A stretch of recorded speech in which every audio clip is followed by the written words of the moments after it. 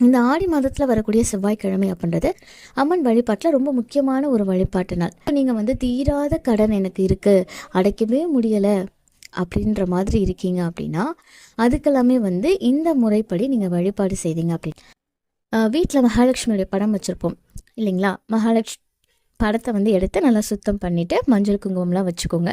இப்போ ஒரு மனை மாதிரி போட்டு அதில் சிவப்பு நிற துணி வச்சுட்டு மகாலட்சுமி படத்தை வைங்க. அரிசி மாவால் கோலம் போட்டுட்டு அது மேலே தான் நம்ம படத்தை வந்து வைக்கணும்.